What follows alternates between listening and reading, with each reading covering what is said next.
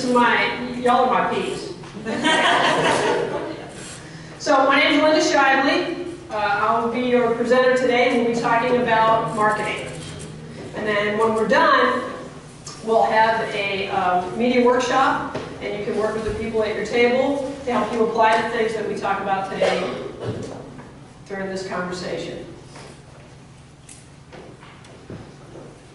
So I know you look at this and you're thinking, man, how can she look barely over 30? Can she just not keep a job? I can't keep a job. But I appreciate that you think that I'm barely over 30. I'm the VP of Marketing for the Houston Chronicle, Hearst Corporation. I've had quite a few roles, all of them as a market research person or a marketing individual. My first role as a marketer was when I was 5.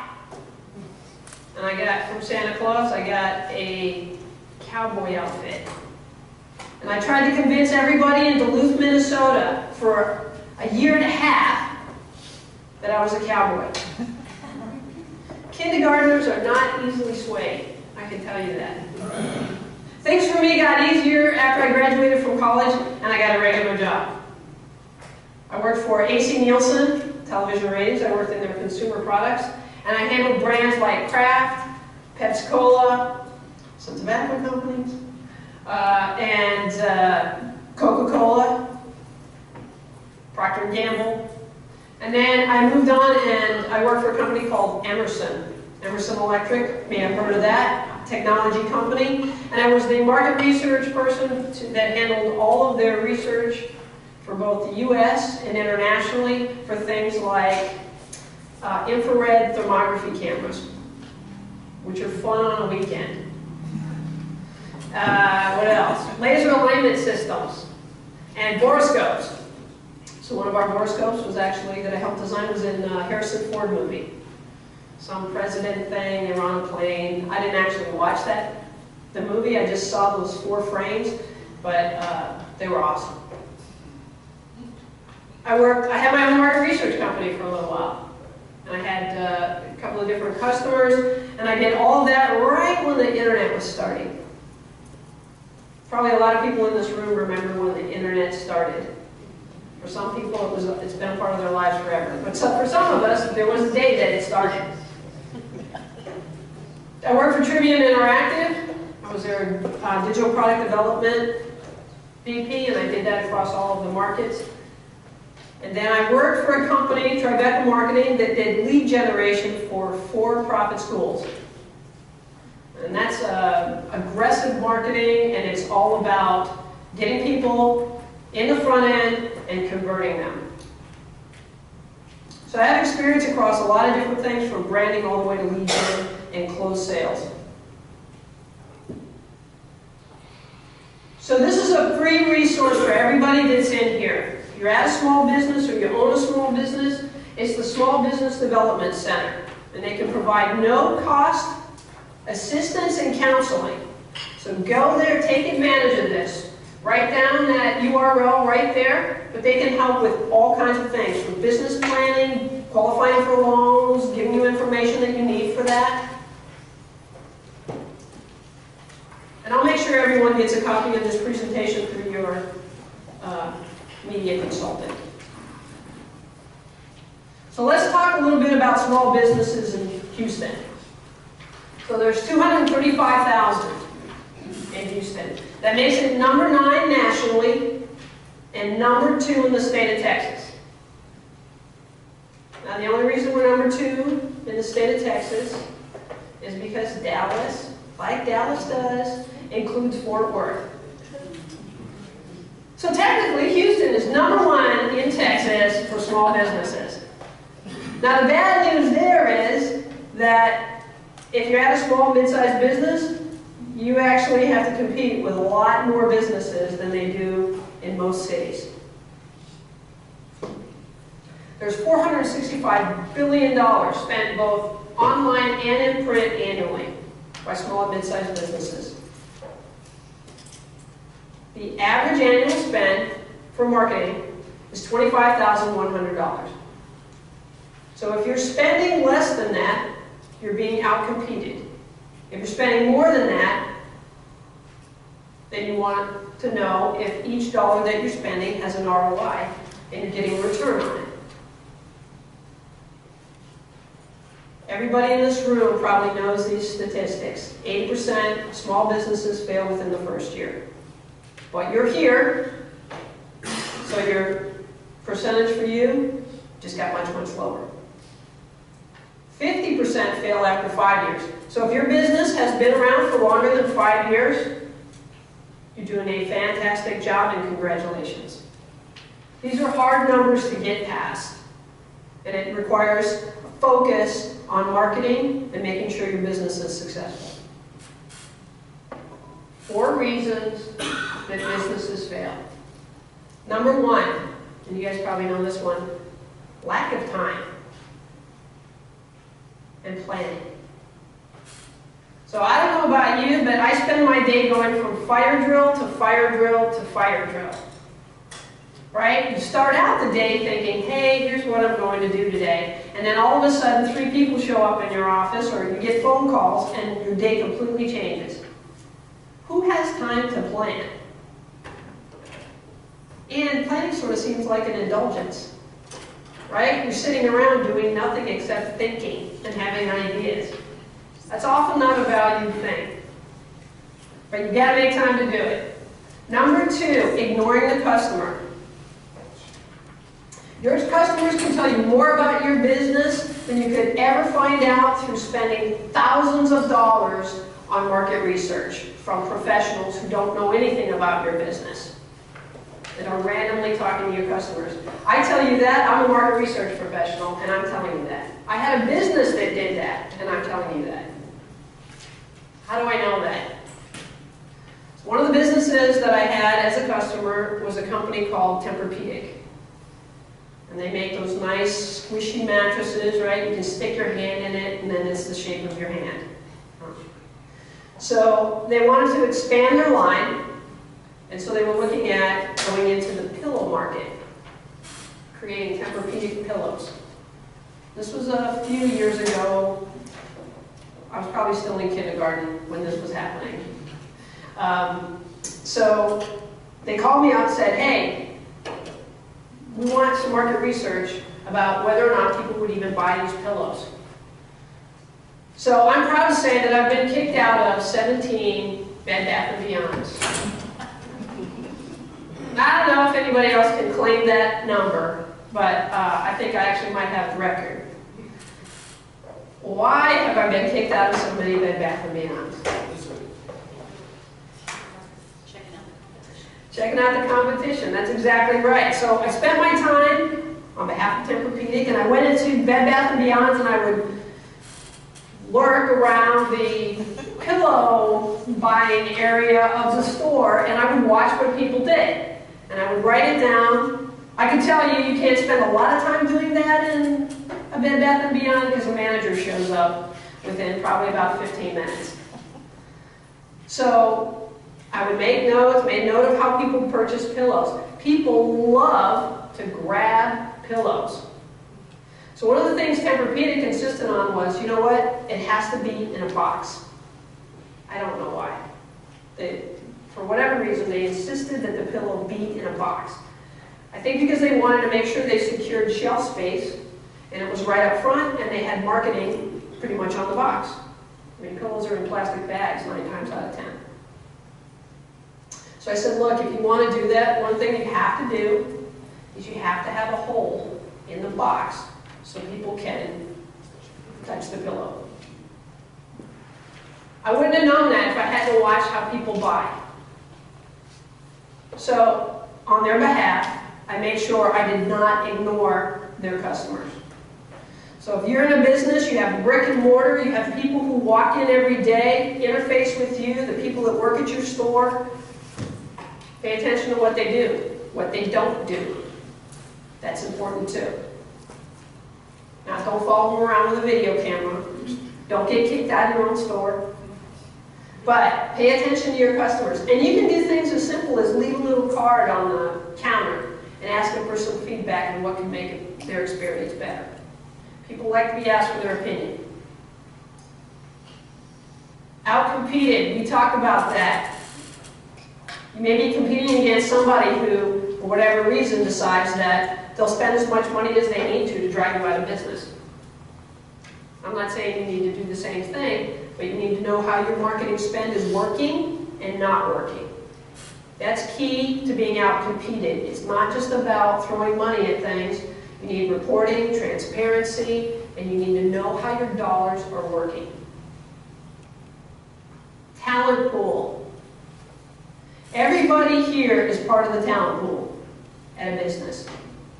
A lot of owners start a business because they're passionate about plumbing or dry cleaning or just customer service. They may be passionate about customer service, so they start a business. You have to know what your role is as part of the talent pool. Owners don't always like marketing. Shoot, marketers don't always like marketing. It's a lot of work. But what are you passionate about? Where do you fit into the talent pool? If you don't have the talent, go find the talent. And it doesn't have to be a full-time person, right? You can find talent to fulfill on very specific things depending on your need. But don't ignore your talent pool. This is the marketing funnel. If you're in sales, it's a sales funnel. This is basically a universal funnel. The goal is to get as many people up here by creating awareness and drive them through the funnel until they make a purchase. And then, of course, there's advocacy after. So if you know your number down here for conversions, you had 100 people up here and you have 10% conversion rate. Sorry, 1,000 people, make it better. 100 people up here, 10% conversion rate, you got 10 sales. If you create 1,000 people up at the top, now you have 100 sales. Driving awareness, getting more people into the top of the funnel, creates more business for you. It's just simple math. If you're spending all of your time down here on your funnel, working on your website, creating white papers, making your website look better, emailing people, you're all down here, and you've got nothing up here, how do you grow your business? It's simple math. More up here means more down here.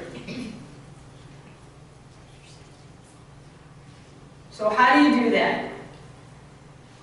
So I like to use 4 simple steps for success for marketing. That's it, just 4. Determine your ideal customer. Who you have right now may not be your ideal customer. If they churn out quickly all the time, or they're always asking you for things, and it consumes a lot of resources on your part, maybe not your ideal customer. Right? Determine your unique selling proposition. What makes you different and unique from everybody else? Saying you're number 1, or that you're the biggest, is not a unique selling proposition. I'm at the Houston Chronicle, we do that all the time. That is not our unique selling proposition. Statement of fact, but it's not unique, so don't get caught up in that. If you have a business that's been around since 1902, well, that means you've been in the community that long. That means you've served that community that long. That means you have roots in that community. Now you're starting to get at what makes you unique from the guy down the street that you're competing with. Develop a communication plan. Notice this doesn't say develop a talking at people plan, or develop a bunch of catchy phrases that we're going to launch out into the market. It's a communication plan. The phrase itself implies that you're talking to people, and it's a conversation. If you can approach your marketing that way, you'll be amazed at how easy it is to write your copy, and how easy it is to start getting people to engage with you. Determine frequency and channel. How often should you be talking to someone, and in what formats and across what channels? Now, I'm a singer-songwriter, so I perform out around Houston, and I can tell you, not everyone wants to go to Spotify. A lot of people still don't even know what it is. Right? They're like, can't you just, I want a CD. Well, I don't have a CD player. Do you have that digitally? Well, I saw it on Facebook. I don't go to Spotify. Is there something else? Everybody wants to consume messaging and information in whatever way their habit is. You're not going to change their habits.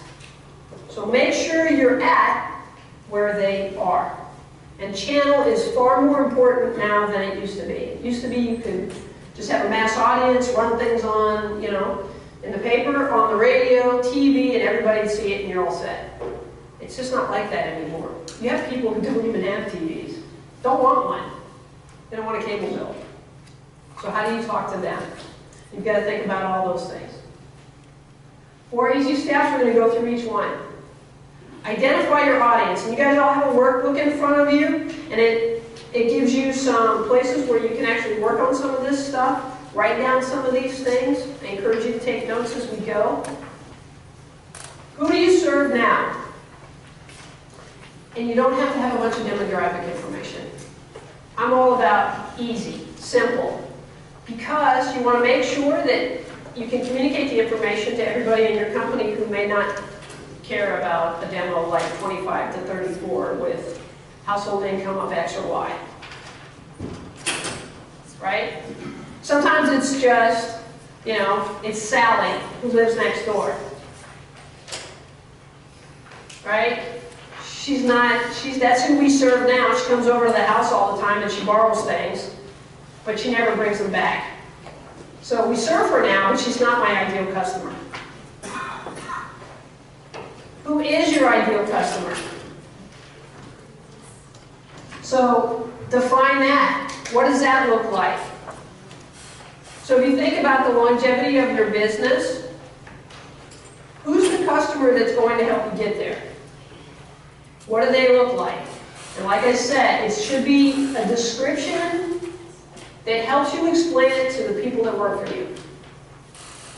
Don't get overcomplicated. Again, it's the KISS principle. The easier, the better, because communication, things have to be simple. What key problems do you solve for them?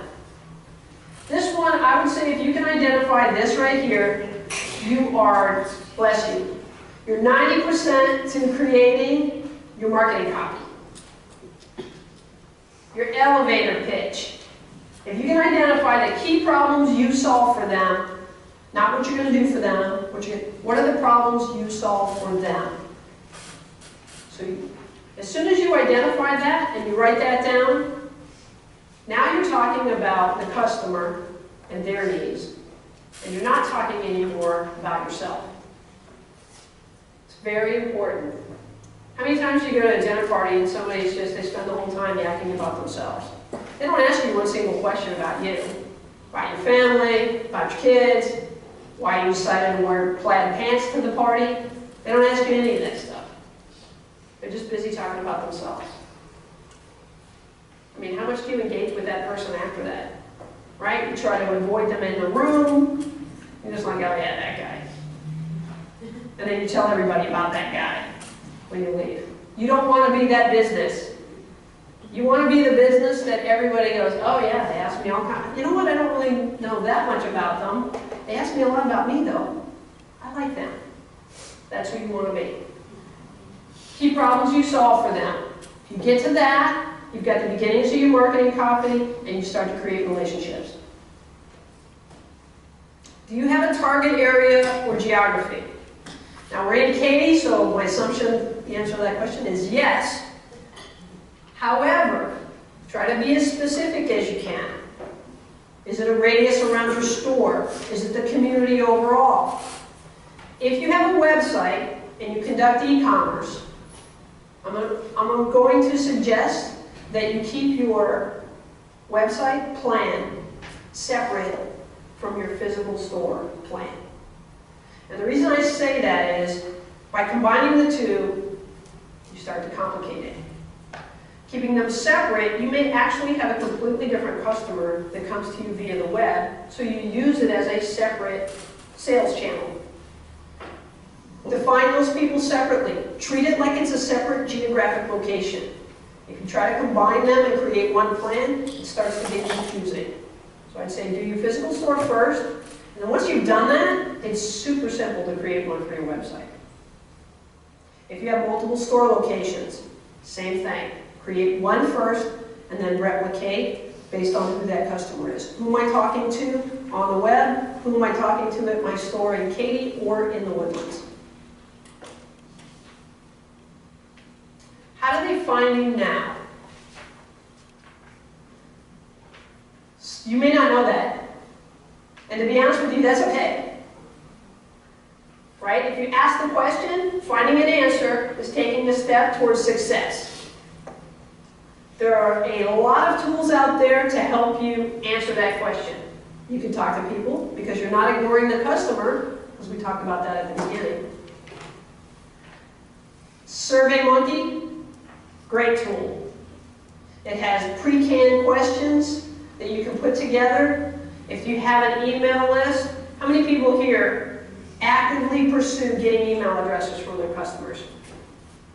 Good for you. That's a #1 thing that you can do to help your business. Creates a conversation. It's part of a communication plan. And it's ongoing. Especially if you make it a conversation. So ask people, how do they find you now? That one's key. Is it working? Do you need to change it up? Are there some channels that you're missing? Because nobody cares about Spotify. So let's talk a little bit about unique selling proposition. So you guys probably know these brands, right? And when you see these brands, there's probably a word or phrase that pops into your head. I don't know, this one might not be good. We'll get there. But this one right here, Nike. Shoes, clothes, sporting goods, clothes, just do it. I know that if I go buy some Nike wear, I'm going to be a better athlete, period. I don't even have to go exercise. I can just go buy some Nike shoes, walk around my house, and I'm an athlete. Not that I do that, okay, but I've done that. Right? I'm a better golfer because I wear a Nike hat. I do look cool in it. That's true.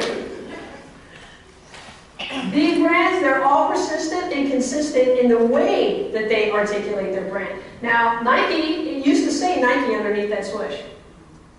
Some of you might remember that. I was little. I remember that from kindergarten. It had Nike under here. McDonald's actually used to say McDonald's under the golden arches. They've been so consistent about their branding that they're able to take it off. That's when you know you're good. And when you have a mark like this, if you can stamp that on the keister of a cow, you know you've got a good brand and a good mark. Right? That should be your logo. If you can stamp your logo on a cow, Volkswagen, McDonald's, Nike. Great marks. Harley Davidson. Any Harley owners here? See, I raised my hand. I'm a lifetime member. Proud of it. And the reason I own a Harley Davidson is not because I was like, man, I have to have a motorcycle. I just need to go 85 miles an hour on a highway with nothing around me except a helmet on my head. That's not why I bought one. I bought one because I was 7 years old and I was in the back of my dad's green Dodge station wagon. And about 10 guys went past on Harley Davidsons, and I thought, whoa, that is cool. And then I decided right there and then, before I turned 40, I was going to have a Harley Davidson and I was going to ride one. Because it's cool. It's an American brand that's cool, it just evokes coolness. I mean, and everybody knows that. State Farm. Like a good neighbor, State Farm is there. I mean, that just sounds nice. Like a good neighbor, State Farm is there. You know, you can go to them, they say right in their tagline who they are, who they serve, what they do. And they're like a good neighbor. Simile's always good to use too in your tagline, right? Because it connects to something else. Now they don't. They compete with Allstate. Allstate's bigger, right? Allstate has to compete on things like we're big. Not unique. McDonald's. I used to say it's quality food for a low price. But then the whole room laughed when I said quality food. So, they have a lot of food for a low price. The fries are good. Yeah. Right? That's fries. Right. But you know, if you have a large family, you can take them to McDonald's and you can feed them. Right? And they're trying to change their image now. So they've got a different tagline. They're trying to seem a little bit more hip. Right? A little healthier. They have, I think they have salads. I don't know. Oatmeal makes them healthier. So they're trying. They're trying to get their brand out there because now they've got to compete with a bunch of other people. One thing all of them do well is advocacy after somebody is there. So they use social media really, really well to create loyalty and advocacy. One of the best things you can do is have other people talk about your business and your brand after they make a purchase. And be your advocates on social media. And we're going to talk a little bit more about social media and how to leverage that for advocacy as well. Speaking of social media, this is Nike's Twitter page. I don't know. I think they're pretty proud of their mark and their tagline. If you can create a tagline for your business, that is great. A short phrase that people immediately pops into their head when they think of your business.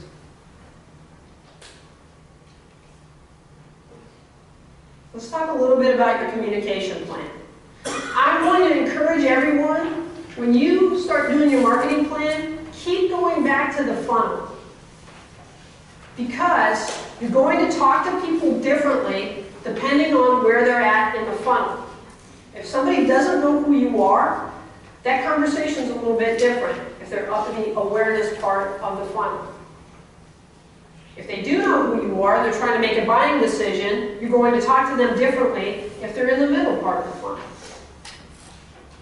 And then, of course, advocacy is important after the purchase. So when somebody comes to one of my gigs, and I know they were there, I send them an email after, the next day, or I hit them up on Facebook, Messenger, and say, thanks for coming, I really appreciate you being there. I try to talk to them, and I try to get a little bit of information about who they are. It's personal. It becomes a communication. It's no longer me just spamming them with a, hey, that's great, thanks for attending, and if you show up again, I'll give you 10% off, your bar tab. They might like that a little bit better, but. So if they're in the awareness part of the funnel, you're going to want to have a communication plan that focuses on high reach. Because remember, you're trying to get as many people as possible into the top of that funnel. Your goal there is a number. I say that, but you want to make sure it's the right people. You don't want just a big number, right? You want qualified people. I'm going to encourage you to always err on the side of quality over quantity. Because at the end of the day, you're trying to find the ideal customer, not just a customer. A customers happen. right? The ideal customers are tough, but they'll stay with you longer. And they'll be your advocate. Local relevancy and focus, if you have geography, very important, and trusted. Who you associate your brand with, especially in the awareness phase, is very, very important. You want your brand to be aligned with the brands that you're running in or running on, and you want them to parallel your values and what your brand stands for. Channels to create consideration. So that's right here. Somebody is starting to consider you versus somebody else. They're looking at several, but you're in the mix. You want to encourage interaction. After all, if you're having a conversation and it's communication plan, you're probably not messaging the same way as your competitor. You're making it more personable, more relatable, and you're connecting with this customer a little bit better. Provide a way to capture email. That's great that so many people have email programs in place. That's key. Every single email address you have, it's the same as direct mail, right? It's just the new version of it. If you can get an address, I'd encourage you to do that too. Because direct mail's coming back in a little bit, and it's actually a novelty to get something in the mail from somebody. Nobody gets letters anymore, right? It's very personal. Send a thank you note in the mail. It's different. It'll help you stand out. And again, local relevance and focus. Channels to drive intent. This is down here in this bottom portion of the funnel. This is where you can leverage your website to do things like create white papers.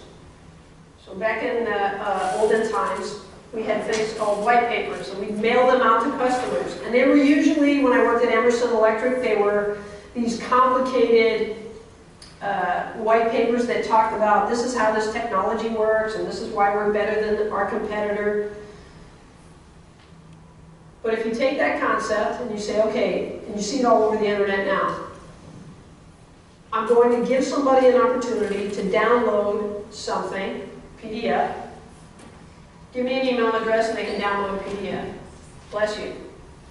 If you own like a landscaping company, do something simple like a little PDF that says top 10 tips to keep your yard green during Houston's 185-degree summers.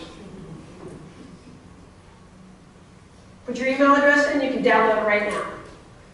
I bet you know more things that general consumers don't know, tips and tricks, about your particular industry or business than you could actually create white papers for. Use that knowledge to your advantage to give people something. I'm a big proponent of give, ask. Give them a free white paper. Give them a second one. Ask them to come to your store for a grand opening. Give, ask. It's more, it's a way to extend your marketing, and again, it makes it more personal. Purchase and advocacy. When you're down here, when somebody's making a purchase, or after they've purchased, you want them to be your advocate and you want that loyalty. How you converse with them once they've purchased, they've made a commitment to you. Your communication to them should absolutely be different. They're a customer now. They're special.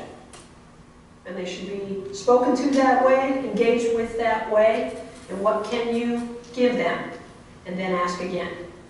Give, ask. You can never go wrong with give, ask. I keep telling my mother that, but she's not listening. Frequency and your communication channel. When you're in, again, we're going back to the funnel. This helps you shape your message. So when you're in the awareness phase, you're really trying to communicate brand knowledge. You're trying to explain what your brand is. You're trying to get people through visuals and copy to understand what your brand stands for and what your business stands for. There are a lot of ways to do that. Newspapers, internet, outdoor, TV, radio. That one goes by pretty fast. So to me, brand knowledge is tough with radio. It's on there because it's doable if you have the right copy and the right message. Outdoor is also on there for brand knowledge because it gets your brand in front. It's expensive, I know. And I'll be honest with you, I like outdoor, but it's one image and a maximum of 4 words. Huge phone numbers, sentences, all of those other things are hard to pull off and get a direct response from, or anything that's trackable on outdoor. And if you think about it, most places where outdoor signage is great, people are flying by at 65 miles an hour, right? The odds of them being able to get the phone number or get a URL, minimum to none. And then you think about Houston and everybody going 85 miles an hour. This is probably the worst market to buy billboard in of any I've ever lived in. But if you can make it work for you. Image, 4 words. It can be powerful. Product education, that's key during the consideration phase. Remember, they're looking at you and then they're looking at your competitors and they're starting to make comparisons. So you want to have information that does that, especially on your website. Newspapers, internet, direct mail. That's a novelty now. We talked about that a little bit. I actually had somebody walk into my office a few weeks ago, had something in her hand, and she said, "Linda, I got this in the mail, and it's addressed to me." A little scary. But it tells you direct mail can be meaningful and powerful if you use it in the right way. Maybe it's not mass email or direct mail anymore. Maybe it's just a few select pieces to a few select individuals. Maybe you save that for your customers. Intent. So intent's where they are going to purchase and you need it to be you.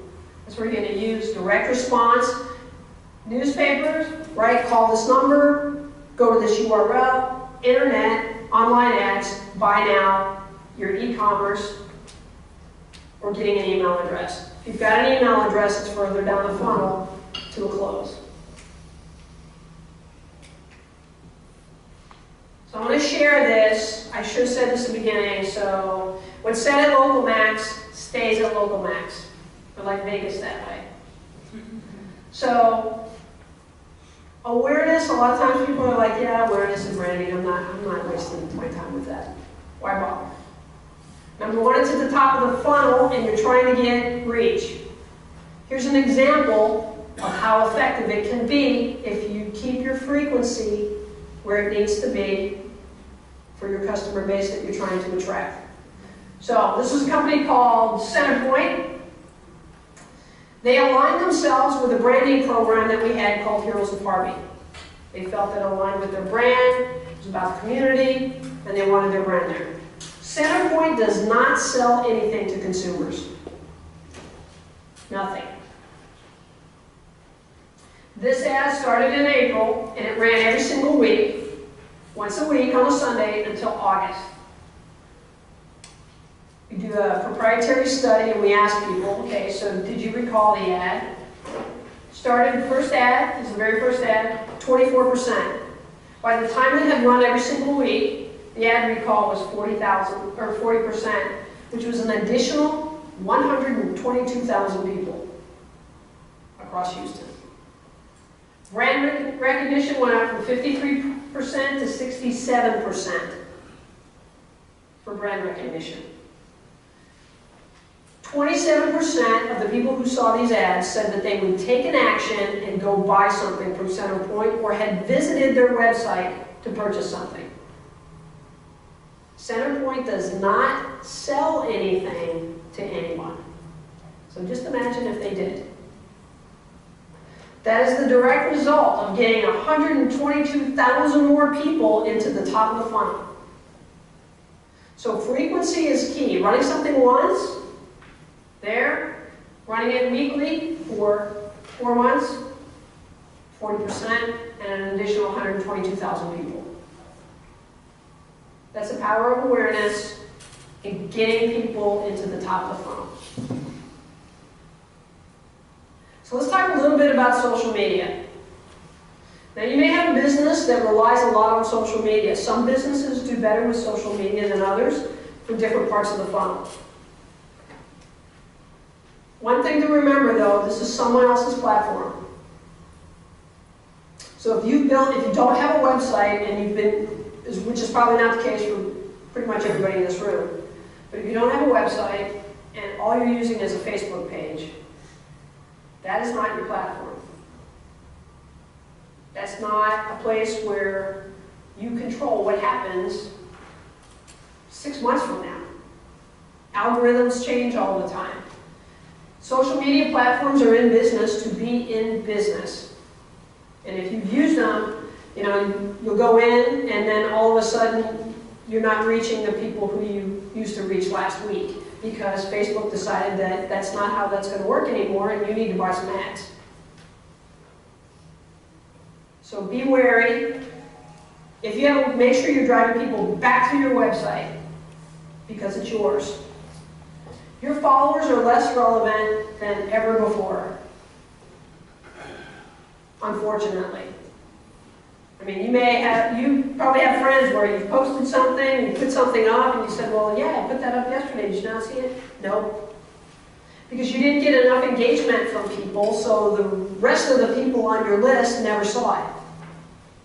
That's the way those platforms work now. Control your message. Use your advertising to drive people back to your site and your business.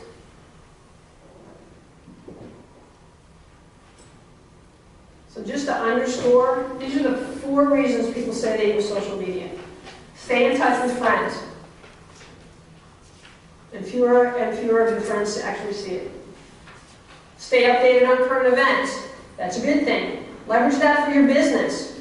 If you don't use the events calendar and the creating events in Facebook, do it. If for no other reason than for people to get it, say, yes, I'm interested, so that it pops up for them at some later point. Use that to your advantage. It's out there. Fill up spare time. Yeah, no marketing application there, I don't think. Find entertaining content. If you can create content that's interesting, engaging, different, so can you position things differently for your business, make it fun, that's a good way to get people to engage with it. So landscaping tips and tricks, I don't know, show somebody how to cut a hedge and make it look like Mickey Mouse. Right, that would be cool. Speed it up, that's interesting. So where does this leave your business? So the bottom line is, I personally believe that social media, best place for it is loyalty and advocacy. Unless you have a business that has a proven track record of using social media to drive sales. And some do. But I would also encourage you to experiment for yourself to find out where social media fits in your funnel. I know what I use it for and where it's effective for me, but that may be different for you. So experiment with that. Pay attention to the numbers. See what works. All those dashboards, they're free. You can run an ad, boost a post, and see what happens. I mean, it's literally $30. Now, I did that for one of my gigs. I can tell you I spent $30, and I had 0 people show up at the gig because of it. What worked for me were postcards, emails, posters, word of mouth, and buying beers for several of the tables. But that, I wouldn't encourage you to do that. Key takeaways. Awareness creates opportunity. I can't stress that enough. Go back to the sales funnel, always, the marketing funnel. Who are you talking to in what phase? Simple math says, if you get more people into the top, you're going to have more sales at the bottom because you know your conversion rates and all those steps are the same for you. Media drives users through the funnel. How are you talking to them, and then the choices that you make in terms of the channel and the frequency, very important in driving people through the funnel.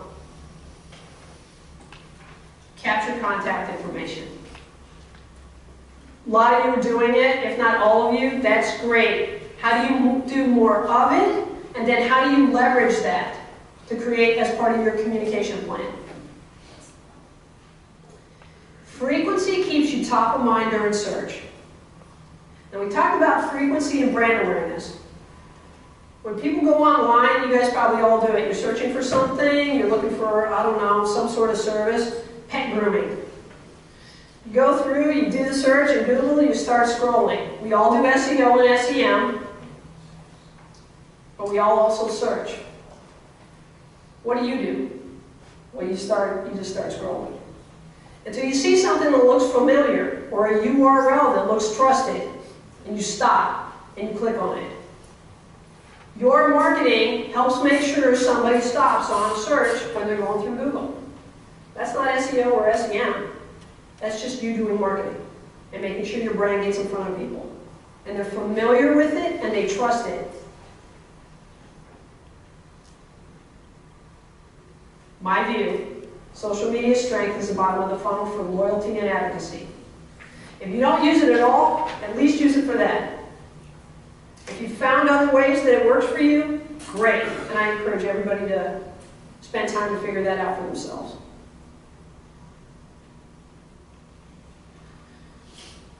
Thanks for your time today. I really appreciate it. I mostly appreciate you laughing at the jokes. It's always good. I'm going to have Brad come up here, and he's going to walk you guys through the media workshop so that you can start using your books and start developing your plans. Thank you.